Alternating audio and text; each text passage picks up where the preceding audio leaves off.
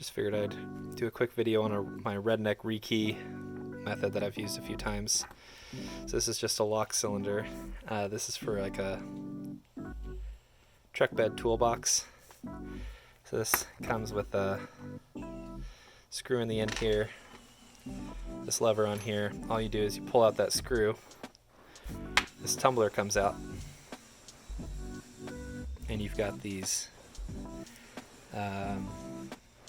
pins or wafers, I don't remember what you call those, but I went through, I have just a box of keys, went through these boxes of keys because there was no key for this toolbox, and just found like 8 keys that will fit.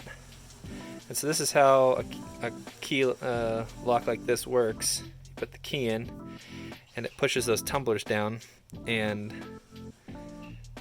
the goal is to have the tumblers pushed down, or the wafers pushed down far enough but not too far. And you can see how there's this guy here is being pushed down too far there. So you got 2 options. The easiest way is just to file this wafer down. The harder way would be to take a file to the key, which won't be very hard either. The first step is I'm going to see which of these keys work the best, and then we're going to go from there. Alright, so I found this key that fits it the best. So you can see just this, the pin at the end there, the wafer at that end is sticking down just a little bit, and then these 2 on this side are sticking down quite a bit. So I'm going to do a little filing on this key and see if we can get it to work. Alright, so here's what I do with this. Take this and we insert it in there, and I made a mark right here, right where this was fully inserted, right there. And then I took my calipers, took a measurement to where the wafer is sticking out, and then I just transfer it over here onto the key, find that, and made my mark on here. It's that little, let's see if we can get this to focus, it's that bump right there right above my thumbnail.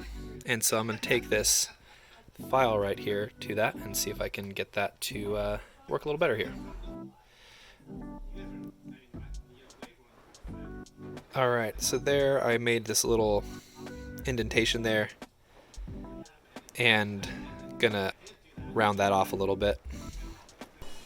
Okay, just made a second mark for the other wafer, and I'm gonna do a little filing there now.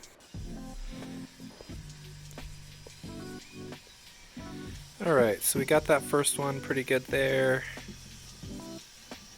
Hopefully that'll work, and then we're just going to do this last one here at the very end at this point. So once again, I'm just going to measure from where the key starts in the lock out to that wafer, and then transfer that onto the key.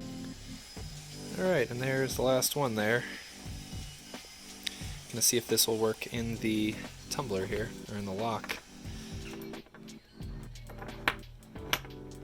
By the way it dropped in there, I think we're good. Let's see.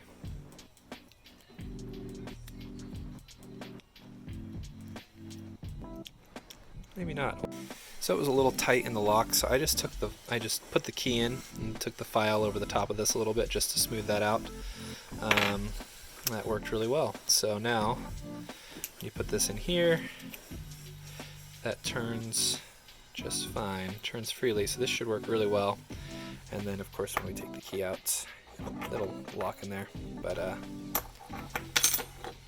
yeah, so we're gonna go put it back together.